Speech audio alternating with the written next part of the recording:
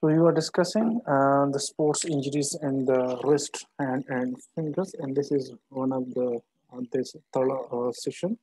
Um, sorry, the fourth session of that topic.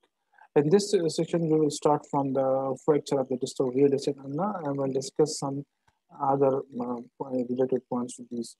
Actually, the distal radial fractures they are very common, very comparable fractures.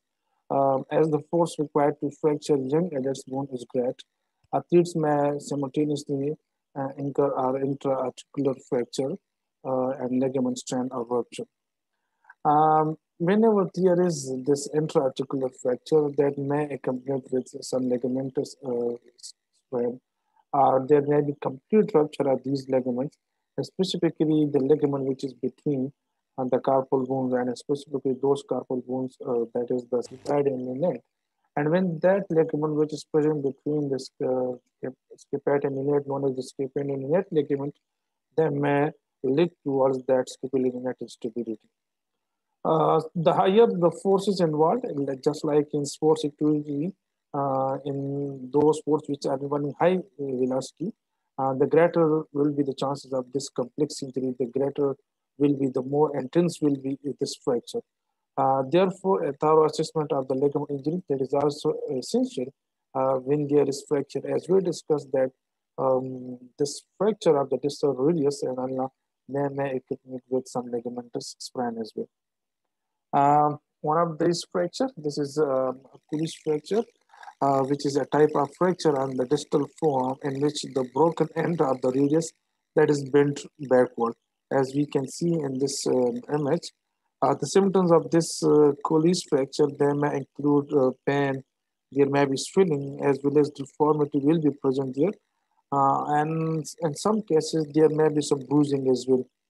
The complication of this Kudish fracture then may include damage to the median nerve as well, and it typically occurs as a result of the fall and the outstretched hand. Initial treatment of the fracture, that is the anatomical reduction and immobilization for at least 6 weeks inside a cast, and that cast that covers the distal half of the forearm, the wrist, and the hand, leaving the metacarpophalangeal joints free. Such casts, they are also known as the sugar tongue cast or the sugar tongue speaker cast. These are the which can be double or single sugar tongue cast, and these casts that should be weighed in the initial phase of the rehabilitation of such patient. And the same cast they may be worn with other patients, with other athletes having scaphoid fracture or some other carpal bones fracture. So these casts they should be worn by the patients, by the athletes who have either a carpal bone fracture or either they may have the radius fracture or the ulnar fracture. And this cast they should be present here, they should be worn till there is some um, union of these bones. If there is no union which is being observed on the radiograph and the radiographic union that is not present, the second time of hearing of this cast there should also be applied as well. Radiographs they are required every 2 weeks during the healing to ensure that satisfactory reduction is maintained, and specifically the CT scan that can be used to confirm that there is a radiographical or the that radiological union is there. So this is this cast which should be here. We can see here in this cast that the metacarpal phalangeal joints they are distal to this their boundary, their distal boundary of this cast. This cast is being from that distal portion of the forearm as well as the complete wrist will be inside this cast and some part of the thumb as well. The interphalangeal joint as well as usually uh, the metacarpophalangeal joint of the thumb they should be also spared. If there is a scaphoid fracture, then the metacarpophalangeal joint of the thumb they should be they may be caught inside the cast. One another thing what should be clear to you that during providing this cast, during application of this cast, it should be in such position that the rest of the patient should be at least 20 to 30 degrees of extension. The inaccurate reduction, the articular surface angulation, or the radial inclination, they are the inadequate restoration of length. They all require that early internal fixation with fixed angle Euler plating. These angle Euler plating fix, these are some metallic devices which can be used while internal fixation or the surgical fixation of these fractures. So, when will be these require what will be the indication when there is inaccurate reduction and when there is articular surface angulation, there is some rotation sublogation, and there is some um, angulation on the articular surface. If there is radial inclination or inadequate restoration, so all these that will indicate that there is need of some internal fixation or the surgical fixation along with their fixed angle Euler plating, which are the metallic devices used for the maintaining the alignment of that two parts, distal and proximal to the fracture site. There is a trend to be more aggressive treatment using the Euler plating, and this has to be improved functional outcomes. The Euler plating, these are the examples, various examples, variable angle locking screw Euler plating of distal release. We can see here there is variation among these, but these all are the metallic devices which should be used during the surgical fixation of this fracture. Suppose this is the fracture site, and this device, which is the metallic implant, this is the uh, fixed that polar plate that is being applied uh, over the fracture side, and the distal boundary and the proximal boundary they should be on the both side of the fracture. So this device that will help in maintaining that normal alignment of this ribs. These were just the examples, and these are the radiographs of the person or the patient having the surgical fixation on this uh, distal radial fracture, uh, along with these fixed Euler plate devices. Fracture of the scaphoid.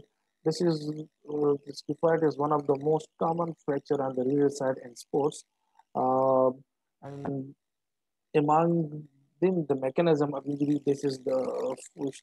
Uh, push means that is fall onto the outstretched hand.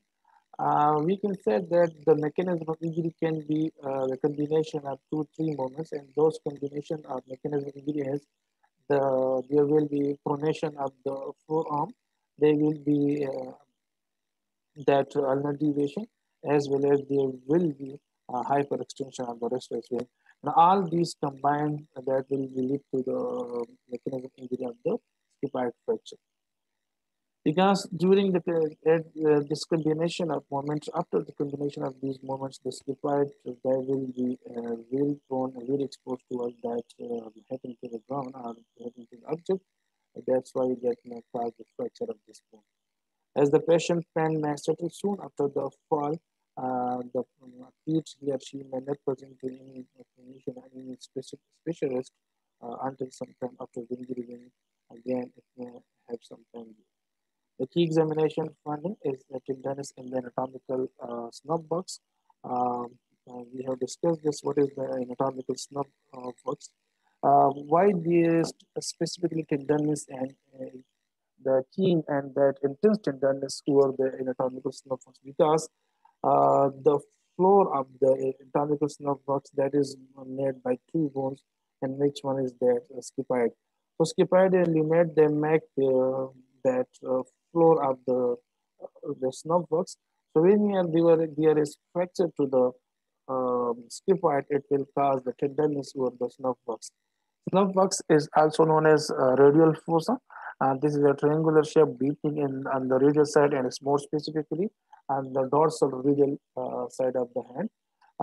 Two boundaries we have. One is the medial, or you can say that the ulnar boundary uh, that that is made by the two tendons, which is extensor pollicis longus and the other boundary that is the extensor pollicis as well as the ductal pollicis longus. So these three tendons they make the boundaries of these anatomic nerve works. There may be some swelling as well as the loss of the grip strength as well, and specifically the loss of that pincer grip.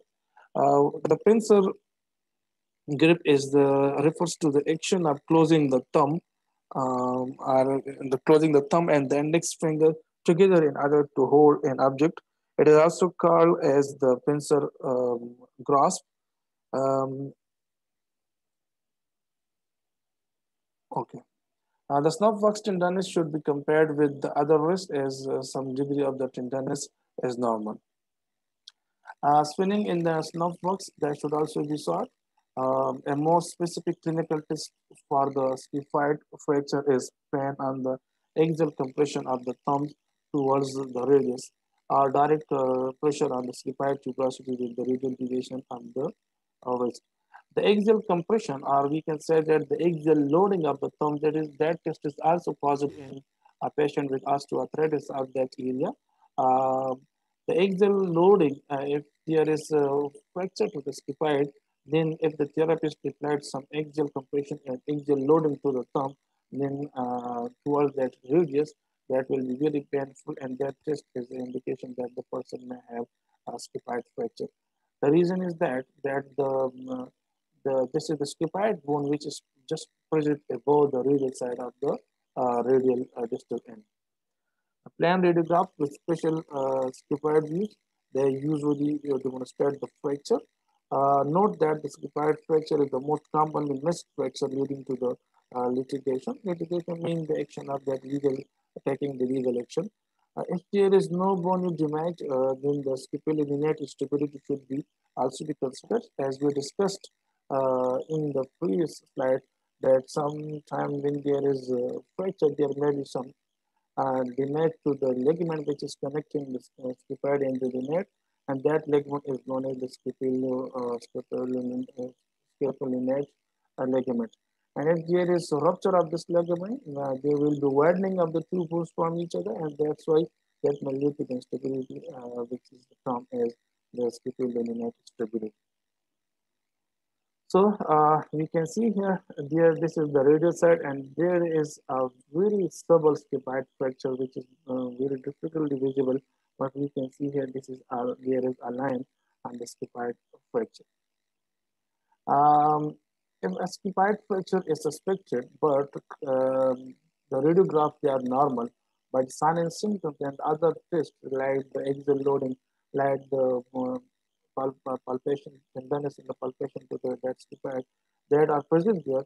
So, in spite of rather than that, we can reject, we can rule out, we cannot rule out because sometimes if there is a presence of the scaphoid fracture, but that may not be visible on the radiograph, and maybe the radiographs are normal, but we can't say that there is no such fracture. MRI is increasingly used as a diagnostic test for an acute injury. It may be cost-effective routine investigation for the scaphoid fracture, but still it is more accurate and more sensitive and specific for such injury.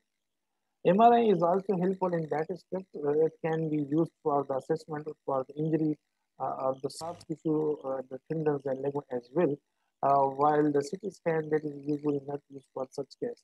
And that is the reason the MRI is much superior to the CT scan and the normal radiograph. Bone scan also has excellent sensitivity for scaphoid fracture, but that has less sensitivity and specificity than the MRI. Might the sensitivity of the both bone scan MRI they should be equal, but specificity for the MRI is greater than for the bone scan. Note that it can take 24 hours for the injury to be reviewed on the MRI or bone scan, and that's why it should be MRI or the bone scan should be taken after the 24 hours of the injury. If these imaging modalities they are not available, the rest should be immobilized for 12 days as if a fracture were present, and then the radiograph should be repeated on the next day. So the treatment of stable and unstable scaphoid fracture. That's the treatment if the fracture is stable. So it can be treated just by wearing that cast, which is that uh, sugar tongue cast, which we discussed in the other year slides. And if that fracture is unstable, then the surgical fixation or the internal fixation may be an indication, may be the best option for the treatment of this injury. A stable scaphoid fracture should be immobilized for 8 weeks in a scaphoid cast, extending from that proximal forearm, but not including the interphalangeal joint of the thumb, as well as keeping the uh, metacarpophalangeal of the second, third, fourth, and fifth ray outside distal to the distal boundary of this cast. Upon removing the cast, reevaluation is must, and specifically that should both be clinically as well as radiologically. As with all fracture, the clinical union precedes the radiological union and determines the readiness to return to sport. If there is no radiological union, then a repeat application of that cast may be indicated, and the patient will continue the rehabilitation and the return to sport should be delayed. The radiological union of the scaphoid should occur before finally discharging the patient. Otherwise, if there is no radiological union, then he should be start for the receiving the rehabilitation and should wait for that complete radiological union. Radiological union means that the stable or union of these two fracture parts it should be visible on the radiographs as well. Unstable or significantly displaced fractures that require immediate percutaneous fixation or open reduction or internal fixation, like you can see here in this radiograph of a patient having that screw inside that scaphoid bone. You can see this is that scaphoid, and this is the radial surface. As we were discussing that upon the axial loading, so if the axial loading, this is that metacarpal of the thumb. If the therapist that provides some axial loading, so that may will have some tenderness and will some great pain if there is any fracture at the scaphoid. So if this is significantly displaced fracture or it is unstable, that would be treated through surgical fixation. This the complication of the scaphoid fracture, that is vascular complications, because the blood supply of the scaphoid that originate distally and flow to the proximal pole can be diminished, which can be then be a first for the necrosis after a fracture because of the discontinuation of the blood flow. Scaphoid fracture have also a risk of delayed union or non-union, and this complication, if this is clinical evidence of incomplete union, when the cast is removed, the fracture should be immobilized for a further 4 to 6 weeks. Further immobilization beyond this time, this is unlikely to prove beneficial, and CT scan is the investigation of chest to detect the non-union, but MRI can be used if the CT is not available. But these both MRI and CT scan they are much superior to the radiographs as it gives the clear image and it even it identify those fractures which are very subtle, which are very difficult to identify on the normal radiograph.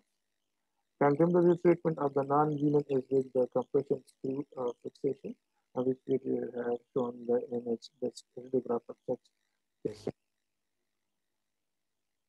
The post-immobilization rehabilitation, that is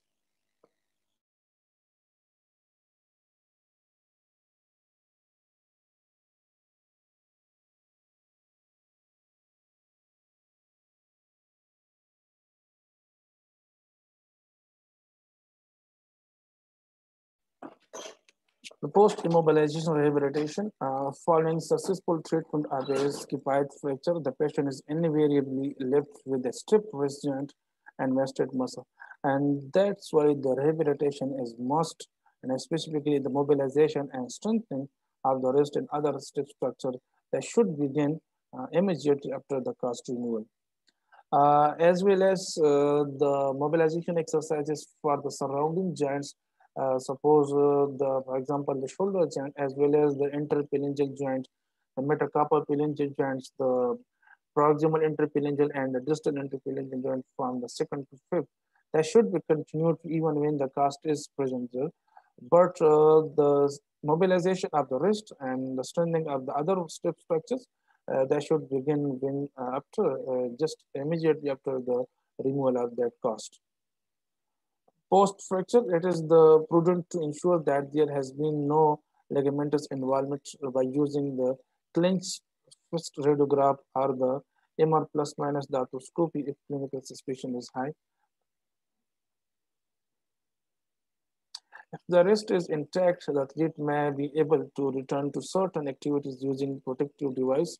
That protective device may be any cast added, it may be any uh, fabric or the rubber mat device. But it depends on the sports as well because different sports have the rule of not using any device, any protective device. While some sports they allow this, it depends also on the rules of the sports because that what are the constitution about the allowing of the that protective cast. Protective compression tubing that should be here under the protective splint if there is any edema because this compression tubing when they are present in below that protective splint, they will reduce the edema and also they will increase and enhance the comfort as well. So this is the patient with the scaphoid fracture. The treat may wear that protective cast, and this is the that compression tubing underneath that protective cast, which is in the purple. So the purple color, this is that a protective cast, and this is the white color. This is that compression tubing we should be wear below that protective cast. It will reduce and helping. It will helping in the reducing of the edema. Scapholunate dissociation. This is another injury which may cause the wrist pain. Scapholunate dissociation is due to the scapholunate ligamentous and loss of the secondary restraints. Rotatory subluxation of the scaphoid may occur as a result of the disruption of its ligamentous attachment. Examination revealed tenderness 2 centimeter, which means almost 1 inch distal to the listed tubercle on the radial side of the lunate. Listed tubercle, this is a tubercle on the tarsal side of the distal radial end. There usually there is no such swelling, and if there is swelling, there will be very little swelling in case of the scapholunate dissociation. The key examination maneuver is the Watson test. We have discussed in detail in the previous session when we were discussing the special test examination during the objective examination of the wrist and hand. If the test causes pain or if it reveals some dorsal movement of scaphoid on the Watson test, then it may indicate that there is presence of the scapholunate instability. This is the scapholunate dissociation and the ligament which is being ruptured. This is the scapholunate ligament. And if there is a rupture of this ligament, both the scaphoid and lunate, there will be go apart from each other and there will be a gap between them. This bone, which is on the radial side, this is the scaphoid, and this is the lunate, this is the truncatum. So this is that proximal carpal row.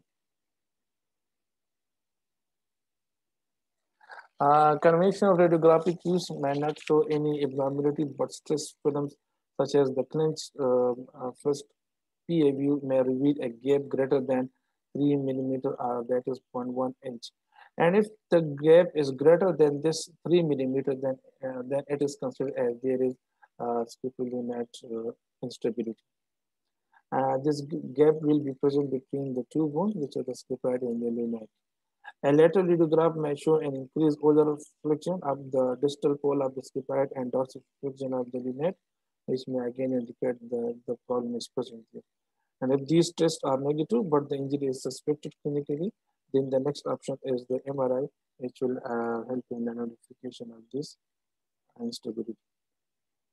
We can see here, there is a gap between the scaphoid and the lunate. And this is a very classic case. This radiograph reveals the separation of that scaphoid and lunate. This can be a late sign, so normal radiograph does not rule out this condition, as we discussed previously. That if the symptoms they are present there, but the radiograph they come out to be normal, it doesn't mean that we have to rule out. So we cannot rule out that condition if the radiographs does come out to be normal. This is the MR image of the athlete, which shows that the scapholunate and terminal diastasis this is present between them. This is the scaphoid, this is the lunate, this is the radius, this is the ulna, and these both are the hemat and the capitate. So this A, which is mean this is widening, this is almost it is 4.2 millimeter, which is 1.14 inch, and greater than 3 millimeter. We discussed in the previous slide that this is if the gap is 3 or more than 3, then it will be considered as there is instability. So there is that diastasis, which means that separation of this. So the upper normal limit is 3 mm, but that is more than 3 mm, almost it is 4.2 millimeter. We can say that it is 0.42 centimeter distance between the scaphoid and the lunate. So this is a very classic case and special case of the that is scapholunate instability. These all were different conditions which will cause the acute wrist pain in the sports and during recreational activities as well. There may be some other conditions which will lead to the subacute and as well as the chronic wrist pain. The location of the wrist pain and then narrows down the diagnosis of the subacute onset of the wrist pain. It should be determined that where the wrist pain is present, either it is dorsal, either it is volar or radial or the ulnar. And this is the first step to determining the differential diagnosis. As we can see here, that these are the different conditions, different pathologies which will cause the dorsal wristband, the ulnar wristband, the ulnar or the radial side wristband. So usually the ganglion, the intersection syndrome, both intersection, there are two intersection syndrome. One is that proximal, the other is that distal intersection syndrome. So mostly that proximal intersection syndrome that is most will cause that dorsal wristband. This intersection syndrome is that crossing of the different extensor tendons with each other. The Kienbock disease, which is actually that necrosis of the lunate, the dorsal pole of the lunate and distal radius impingement, which is most common in gymnast. The posterior introitus nerve entrapment, inflammatory arthropathy, the degenerative joint disease, the extensor carpi ulnaris tendinopathy. This condition not only give the dorsal pain, but it will also give the ulnar pain as well. The extensor carpi ulnaris subluxation, again, it will give both the dorsal pain as well as the pain on the ulnar side of the wrist. Injuries to the radial, distal radial epiphysis, which is more common in the young elite gymnasts, which are still in the development and specifically between the age 10 to 14. Similarly, the extensor pollicis longus impingement on the distal tubercle they may cause the dorsal pain, and in very rare cases, it may have some rupture as well during this injury. The scaphoid aseptic necrosis, that is one of those conditions which will give the subacute or the chronic wrist pain on the older side. Stenosis tendinopathy is the flexor carpi ulnaris tendinopathy, the flexor carpi radialis tendinopathy, carpal tunnel syndrome, ulnar tunnel syndrome, and the pisotriquetral degenerative joint disease, the avascular necrosis of the capitate, which is most common among the weightlifters, and another which is the extensor pollicis longus impingement or rupture common among gymnasts. All these conditions that will give the ulnar pain. Similarly, the ulnar subacute ulnar wrist pain may be because of any of these conditions, which are the triangular fibrocartilage complexity or the ulnar infection syndrome, the distal radio-ulnar joint instability, the carpal instability, the scapholunate dissociation, which we discussed in the previous slide, The ulnar nerve compression, which is more common among cyclists as well as among the golfer, and specifically when they are going to swing that ball. The flexor carpi ulnaris tendinopathy, as we discussed, that this flexor carpi ulnaris tendinopathy and the below injury, which is the extensor carpi ulnaris tendinopathy, they not only give ulnar pain, but they may also give pain at the dorsal side.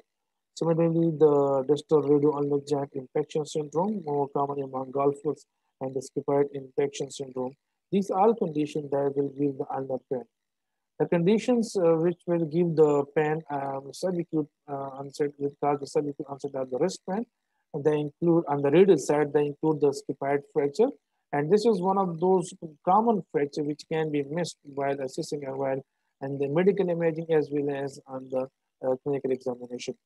The non-union of the scaphoid fracture, this is the complication of the scaphoid fracture we discussed in the previous slide. Similarly, the Quervain tenosynovitis, which is on the radial side, they may also give the radial pain, wrist pain. The scaphoid infection syndrome, the intersection syndrome, the flexor carpi radialis tendinopathy, the dorsal polar lunate, impingement on the distal radius, which is again more common among gymnasts because in gymnasts they are more specifically when they are having activities involving hyperextension of the wrist, and they may have such injuries. And the scapholunate situation.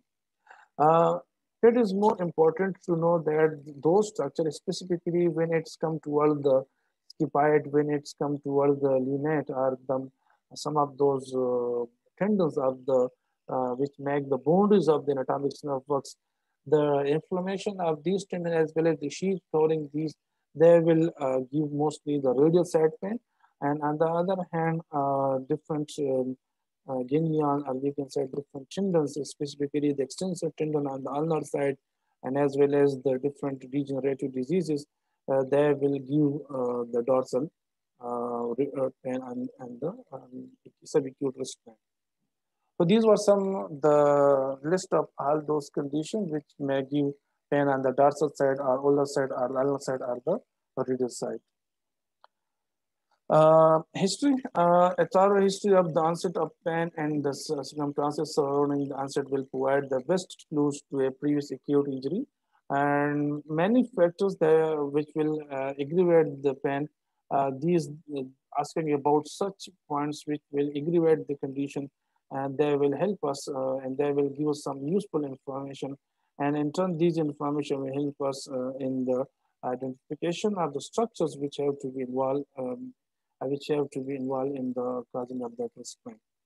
If the repeated movement should be conducted, and if there is pain after the repeated movement, as well as there is stiffness after the rest, these both points they will indicate that the patient that which is having some inflammatory condition like the tenosynovitis. Tenosynovitis, that is the inflammation of that sheath which is encoding the tendons. If there is inflammation in the tendon, that is known as tendonitis. But if the inflammation is present in the sheath which is surrounding those tendons, then that will be termed as the tenosynovitis. If the pain is aggravated by weight-bearing activities, such like the kids who are involved in the gymnastics, they are in the diving, then these history, these information, they indicate that there is some fracture involved, there is some joint or the bone involvement. So these information, they may give that the cause behind the wrist pain. This is the articular cause. If there is joint clicking, which may be reported by the theater by the patient, this joint clicking and there may be issues with some carpal instability, as well as it may also indicate the person may have triangular fibrocartilage tear or the extensor carpi ulnar subluxation. Because the extensor carpi ulnar subluxation, during their movement this of this tendon, they will give some clicking sound as well, snapping sound as well. If the patient report that I have the intense pain during the night, and this night pain, when it may be without prestige, it may be with prestige, but this night pain, this is a characteristic of the carpal tunnel syndrome. So the patient should be checked specifically for that carpal tunnel syndrome. If there is problems reported by the patients in the history related to the neck or elbow, then mastocytosis that report trend from the neck radiculopathy as well. So the neck problem that should be checked as well as some problem entrapment in the elbow as well. So these, if there is neck or elbow symptoms, if there is a situation of this man with the neck and elbow, then special test for the clearing of such radiculopathy and entrapment should be performed in the objective examination. During the examination, the inspection may reveal a ganglion on the dorsum of the wrist. We will discuss that what is the ganglion in the upcoming slides and the upcoming sessions. Swelling over the radial styloid that may indicate the Quervain tenosynovitis because this is that inflammation of the sheath which is surrounding the muscles which make that the anatomical nerve works. So the tendon, along with other tendon as well, there is a common sheath which covering all these tendons. A muscle wasting, if there is present on the thenar, it may indicate that the person is having some last stage of the median nerve entrapment. And if the hypothenar eminence wasting is present, it may indicate that this is the ulnar nerve compression last stages because the hypothenar and the thenar muscles, they're wasting, they may be present in the last stage of the median or ulnar nerve compression respectively. The wrist there should be palpated for any tenderness and to determine that whether the pathology appears to be extra-articular or it is articular. If there is article, it means the joint surfaces are the joints they are involved. And if it is the extra-articular, it means some tendons are the sheath which covering these tendons are there may be involved. So the soft tissue there may give indication of the extra-articular problems or the articular may give any joint surfaces of the joint itself. The reader side that should be examined more specifically and with more concentration because that is very prone to all injury. Tenderness is present in the scapholunate ligament sprain and specifically because there is maybe rupture of this scapholunate ligament, so that will give the that tenderness. On the ulnar side of the lunate that lies the tricuspid ligament, if the tenderness and is way to click on the radial and the ulnar deviation of the wrist may occur with partial or complete tears of this tricuspid ligament. And the ulnar aspects of the wrist palpate the tuberosity and the trapezium as a bony prominence at the base of the thenar eminence, as it may also give some pain as well and tenderness. Additional tests may be performed to diagnose the overuse injuries, restricted wrist movements and span, and the passive stretching of the tendons is associated with the tenosynovitis. The tenosynovitis of the abductor pollicis longus and the extensor pollicis brevis, which are the pathological structures involved in the disease of the Quervain, and they may be confirmed with the Finkelstein test. So that test, which is the Finkelstein test, that maybe will be positive during if the patient may have the Quervain disease. A tenosyne will be positive if the patient is having some compression of the median nerve. So the tenosyne positivity they will indicate the presence of the carpal tunnel syndrome.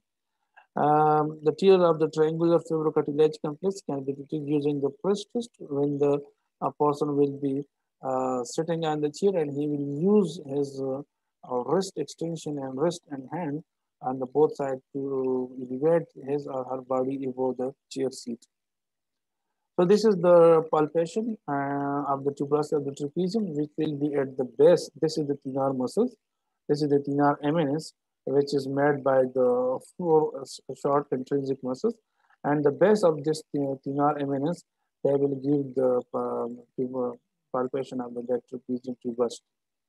Tenderness proximal to the tuberosity, they may be associated with the here the flexor caprodialis tendinopathy. And if the tenderness is present distal to this trapezium tuberosity, that may indicate injury to the carpal metacarpal ligament of the thumb, which will be like here in that area. This is the special test, which is the that Finkelstein test, which is used for the detection of the Quervain disease. In this test, usually the thumb is placed in the palm and the hand with the flexion of the MCP and the interphalangeal joints.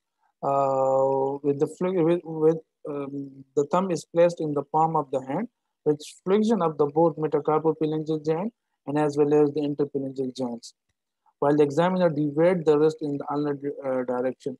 If the patient will reveal some pain in this maneuver, then it is a positive test for the Quervain disease or for the Quervain tenosynovitis.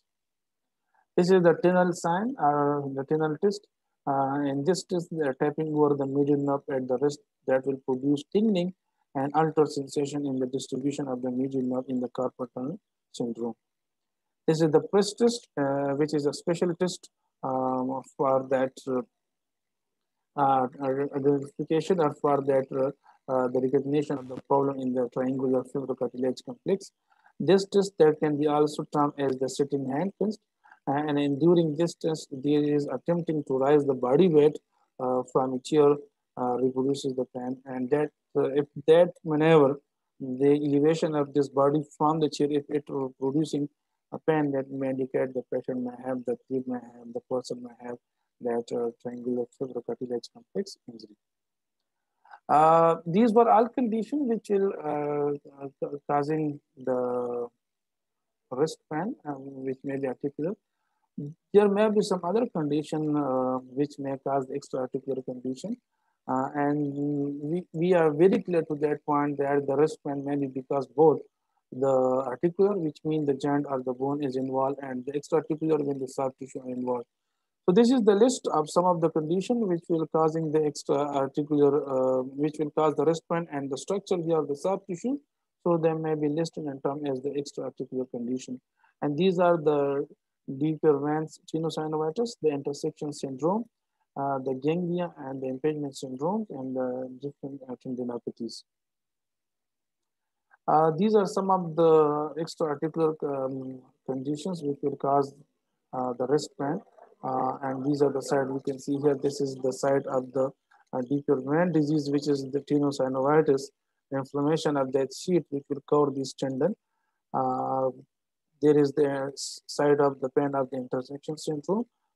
From here, we are very clear to that the site of the Quervain disease, Quervain disease or the Quervain tenosynovitis, this is distal, and the site of the intersection syndrome, that is proximal. So that should be noted, and these both are present on the that dorsal aspect. As in all these two conditions, the tendons usually they are the extensor tendons, which are the extensor rigidity minimi, the extensor carpi ulnaris, the extensor ends, and as well as this is the extensor pollicis longus. So all these they will be discussed in the detail in the upcoming slides. So first of all, the Quervain tenosynovitis. This is tenosynovitis, as we discussed previously. It is the inflammation of the sheath which will enclose the tendon. So this Quervain tenosynovitis is inflammation of the synovium or that sheath which will surround the tendons. Which tendon? That is abductor pollicis longus and the extensor pollicis brevis tendons, as they pass in the synovial sheath in the fibroosseous tunnel at the level of the radius stellate. And these two tendons, they also make that boundary of the anatomic nerve flux. This is the most common radial-sided tendinopathy in the athletes and occurs particularly with the racket sports and the pin bowlers and the rowers and the canoeists as well. Racket sports, it means those sports which involve the equipment used as racket, like squash, like the lawn tennis, like that other sports involve, even the table tennis as well, and as well as the badminton. All these are termed as the racket sports. Here, if we look at into the internet, that will give us a long list of the racket sports. But the most common which are played globally, they are that table tennis, the badminton, the squash, and the tennis. The 10-pin bowlers, that is a specific sports in which The bowler, they will just throw a ball in the underarm mechanism along a long pathway which is almost 60 feet long and which is almost it is 42 inches wide, and he will try to hit some cylindrical shape structures which are known as the pins with that ball. A total number of those pins, they are 10. That's why they are known as the 10 pin bowlers. And these 10 pins, they are arranged in uh, four rows. In the first row, there are one. In the second row, there are two. In the third row, there are three. And in the fourth row, there are four. There are four pins. So if we count this 1 plus 2, that make 3, then 3 plus 3, that makes 6, and 6 plus 4, that makes 10. So 10 pins, they are being arranged uh, in four rows, and the bowler that tried to hit all these, and the maximum point he got when he just uh, when the ball he is thrown, he is bowled, that hit all the that fall all the 10 pins. Rowers, which mean used as the rowing sports, are different that international sports and the water sports.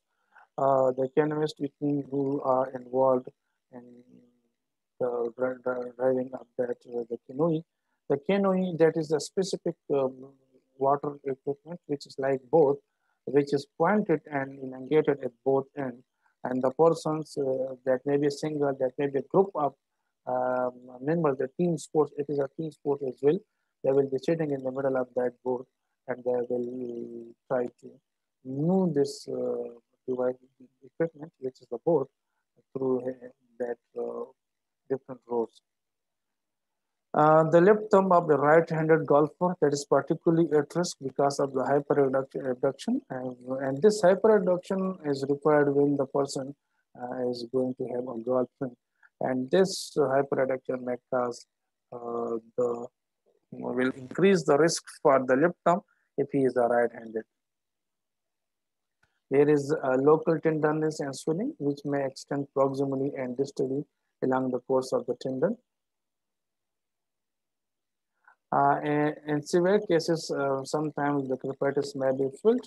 A positive with the Finkelstein test is diagnostic but not pathognomonic because the flexor carpi radialis tendinopathy also causes a positive test. So it's a very important to point that it doesn't mean that when that Finkelstein test that is positive, it will always indicate that there is Quervain tenosynovitis because when there is tendinopathy of the flexor carpi radialis tendon, it will also give the positive result of this test. And that's why it is not pathognomonic. Pathognomonic, we make some signs and symptoms and clinical representation are features which, when present, they will directly indicate a specific disease. So that sign and symptom, that clinical result, that test result, they will indicate if they are present. So it will make sure that that structure, that condition, that disease is present. So that sign and symptoms and then characteristic that is known as the pathognomonic.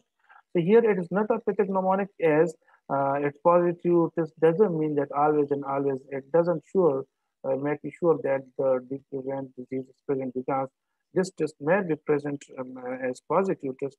It can give the positive result as well when there is an apathy of the flexor carpi radialis. The treatment of this disease includes the splinting, local electrotherapeutic modalities, stretches, and as well as some splinting on a gradual different phases. Patients often find a pen built up a rubber addition to enlarge the diameter of the pen, useful at this reduce the stretch of the extensor tendon. So they will use a pen with larger diameter because it will reduce the stretch of these tendons. An injection of the corticosteroid and local anesthetic into the tendon sheath will usually more useful, and that will help in the reduction of the symptoms as well. It is noteworthy that no patient gained symptom reduction from the wrist, and instead it has been supported by evidence. This is the graphical view of the reader's light showing the thickening and edema of the first extensor compartment tendon and the deprivation tenosynovitis. The first compartment tendons, there are the two tendons which are the extensor pollicis brevis tendon and the abductor pollicis longus tendon. Usually these tendons that can be divided into six compartments. Dorsally and these two, the extensor pollicis brevis tendon and the abductor pollicis tendon then make the first compartment. There is the intersection syndrome. Uh, intersection syndrome that will be discussed in the next session. So thank you so much.